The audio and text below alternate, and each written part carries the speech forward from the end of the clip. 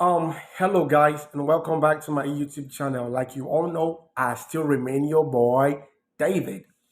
And welcome back to my YouTube channel. So today, I made a video earlier that talks about how to get quick jobs in the United States.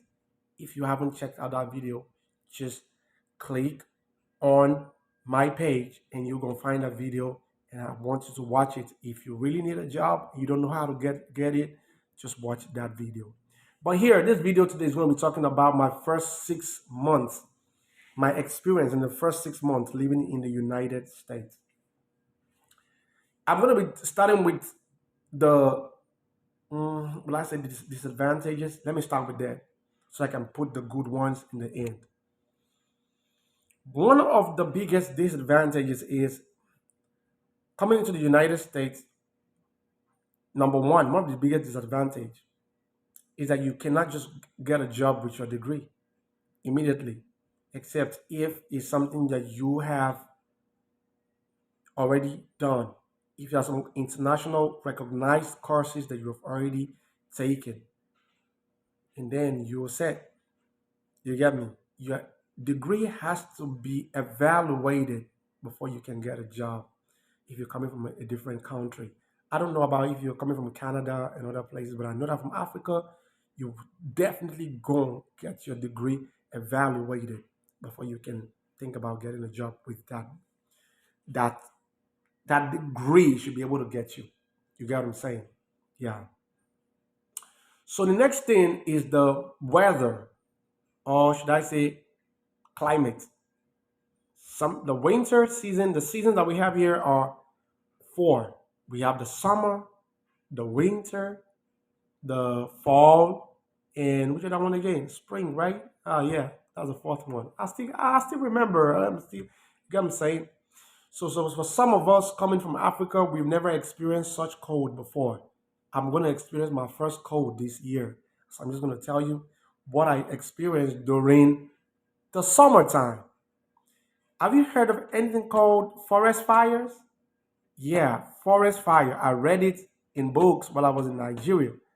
I used to play that video for my kids when I was teaching because I had never experienced it. I've never seen it before in my life.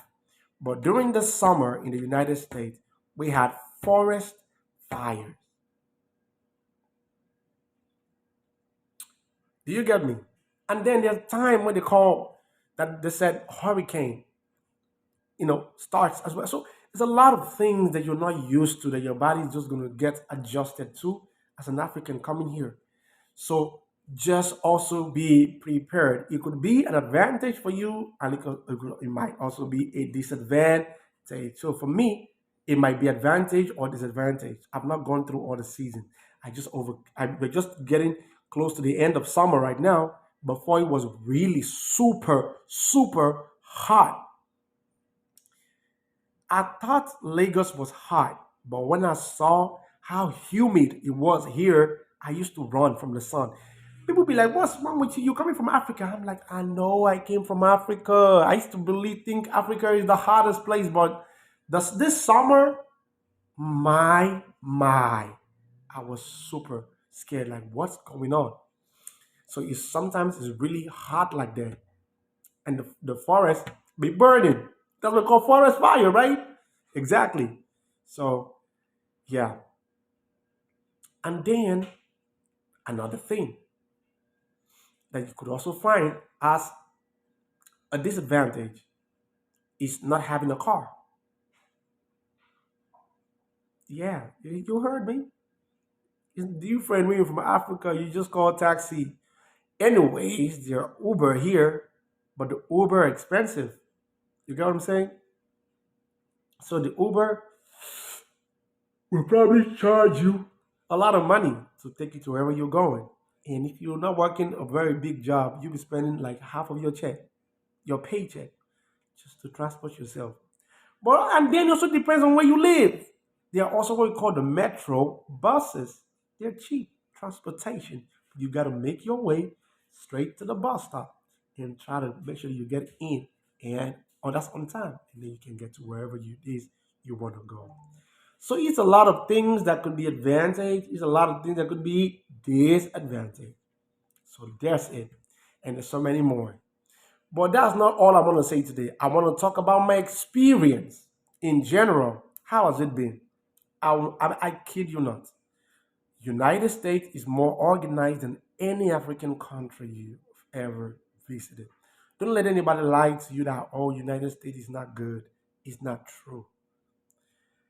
Listen, every place in life has its own challenges. You know what I'm saying? So I'm not telling you when you come here, money is just going to be falling from the sky. I'm not telling you it's not tough. I'm telling you that it's not bad. You get me? It means that if you're hustling, there's a chance for you. But in Africa, if you're hustling, you can be hustling and there you still don't have the chance to succeed. That's what I'm trying to say. So here's the difference. The difference here is if you're hustling, there's a chance for you to succeed. It might take a long time, but you will succeed. But in Africa, you could hustle for a very long time and still not succeed. So you get what I'm saying now. I'm not saying hustle no deal. That's not what I'm telling you. Oh. I'm not telling you that it's easy. Oh. I'm not telling you that one. No. All I'm saying is hustle, hustle, and plan. You go get to where you did go. You understand what you don't understand me? So if you hustle, you'll get to wherever you want to go. It might take a long time, but eventually you still get there. Why? Because of how the system is structured.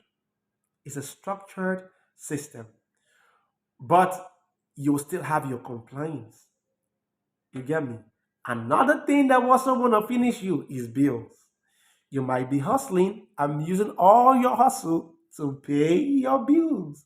Sometimes your hustle might not even be enough to pay all your bills, so you'll still be a broke.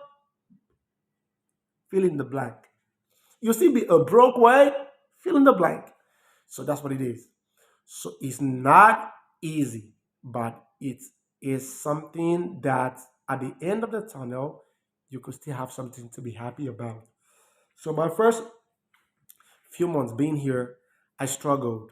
Because first, like I said in some of my videos, I didn't know I needed to make all my papers just as I came in. I just thought I would just use my passport to go work since that was like a means of identification until I got to an interview and I was sent back. Yeah, I don't think I told you guys that before, right? I got to an interview. I was super excited, like, oh, I'm getting this job. And they let me pass through the gate. Let me fill the name. Let me sit down there and fill like 4 or 5 pages of information. They let me scale through the first, the second, and then on the third phase, they sent me back home that I don't have a valid means of identification. And as a Niger boy, I know Grio, I said, no, this is a valid means of identification. Because when I was leaving my country, I was told that my visa will serve as my green card for 1 year until I'm able to get my green card. So why you guys telling me I can't use this and this and this? They're like, bro, we don't. They told me, bro, chill. We don't have that information. So based on our own whatever we do over here, you gotta have this, this, or this. Your employment authorization document, which is your EAD, or your permanent residence card, or a driver's license, or whatever city you're in, state's ID. I wanted to cry because I've been home for like 2 months and I wanted to go out. I was so bored. So they told me all of that. I picked up myself. I first of all argued a little bit, but then I decided to go home. I came home and I paid straight for my green card. I paid to get my green card. I'm so sorry. I feel a little bit sleepy. Let me quickly finish this video. I paid for my green card so I could quickly like get my green card, process going. I paid and I waited like a month and 2 weeks. I got it. I went before that time. I went for my biometrics, so I don't want to go into that. I already said that already. So I got my permanent resident card, valid for 10 years. And then I went again to apply for another job. Guess what they told me? After getting to the interview, they told me I need two means of identification. You know, you can imagine how you can imagine how I wanted to like fight somebody at this time. At this point, I wanted to fight because the last time you all told me I need to have one of these or the other. Why are you guys telling me two means of identification? So I brought out my permanent resident card and took my Nigerian passport again and supported it. Two means of identification. They told me no, that Nigerian passport is not a valid means of identification in the United States. Oh, bro. Oh, bro, why? Bro, what's going on? I lost that job, to cut the long story short. But I know some people don't want to share this with you. You could have been frustrated, right? But I didn't get frustrated. I went back. I got my ID. I went to get my ID. Yeah, you heard me. So that I don't want to hear stories.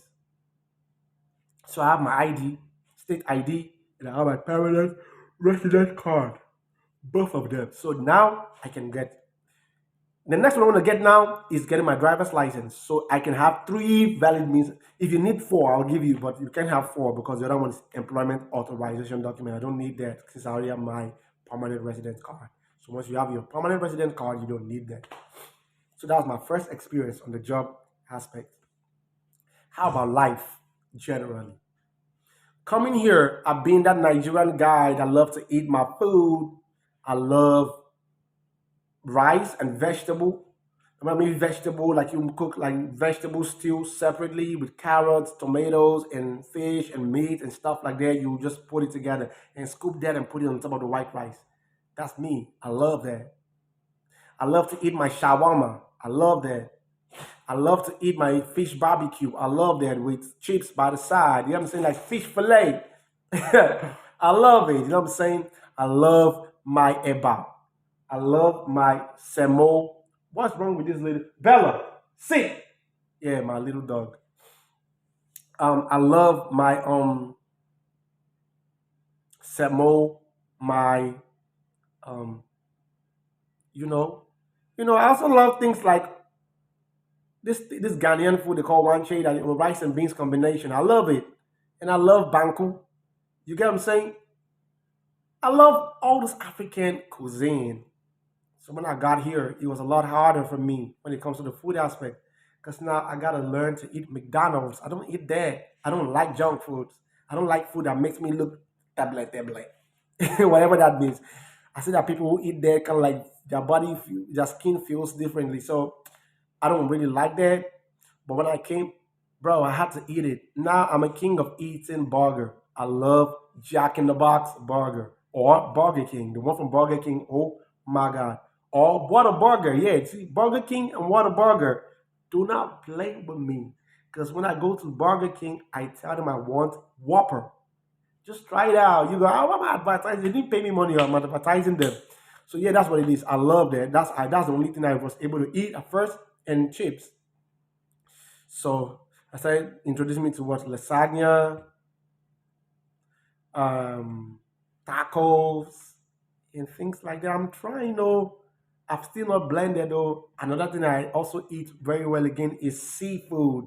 That's shrimps, crawfish, and crabs. You know when you put on the snow crabs and then corn by the side and potato. Huh, I eat that as well. So I'm trying. Another thing I eat again is lubies. I love the fish and whatever they call it. I don't know what that is called, but I just eat it like that.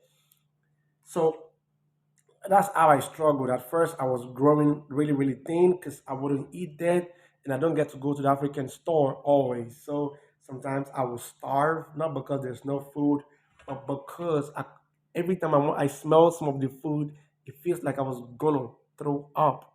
I'm not saying that food is bad. I'm only saying I didn't like it. So to you, it might be so good. So that's for the food aspect. But now I've been improving, and I drive to the African store and try to get things to come home and make some nice egusi and what I'm saying, rice and rice and beans combination, and I do a little bit of palm oil rice, which I miss sometimes. Like like just concussion rice where you have to like pieces the fish inside. Oh yeah, I'll be doing that too. Like I like that as well. So I'm coming clean now, so you see how it is. And then the next thing after that, what's the next thing? Other things again I also experience. Then I was able to like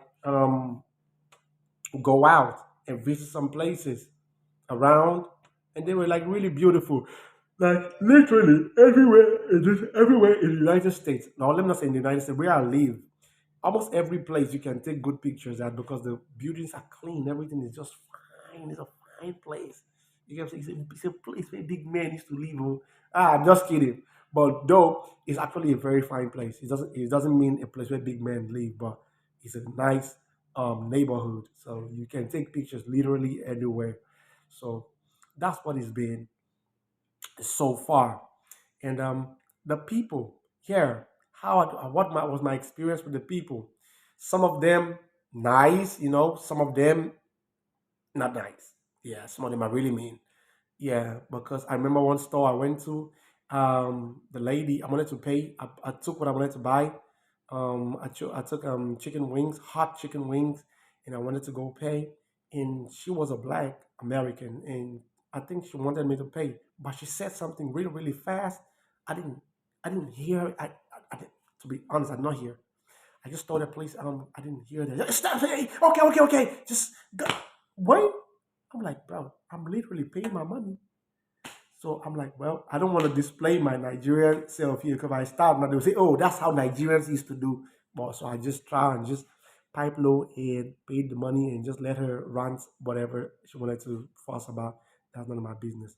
But guess what? The chicken wings was really, really worth it. So when I ate the chicken wings, it kind of like calmed my temper because it made me mad and I beat the chicken wing. It was so good. And I'm like, yeah, this just made me calm. So yeah, so that was my experience with some of the people. Some of them really nice. Some people you're gonna learn from them. Some they just laugh at you and call you and try to cuss you out, things like that. But then you just have to take everything and like just take everything with in like a pinch of salt. Don't hold it so hard to your heart because you're not gonna be able to survive the cuss. Like what I'm saying, the cuss. If you meet some kind of race here, they cuss you like they cuss you out. Some people will cuss you with your language. Yeah, you know what I'm saying? So you just got to be sharp. So that's what it is. So that's not a bad thing. I made some few friends where I was working at first before I moved to the next place. But it's all good. That's just how life is. So yeah, what's the next thing I want to talk about as being part of my experience so far? Generally, now let me just put everything together. Generally, I would say the state is good. Generally, I would tell you the state is worth to live in. Generally, I would tell you that if you stay here and you put your mind to it, you can actually make a lot back home that you can be proud of whenever you want to go back home and say, you know what, I've stayed in this country for so long and I need to go back to my home country and spend the rest of my life. And you can have enough to be able to sustain you. And then what else again? Yeah. So the next video I'll be doing will be teaching you how to navigate when you come into the States. How you gonna live when you start doing jobs? How do you survive? Because it's also hard. Like I said, I didn't tell you it was simple. I only told you when you hustle, there's hope. But in Africa, when you hustle, you're still hopeless. That's just the difference. So here, when you hustle, there's hope. But in Africa, when you hustle, you're hopeless.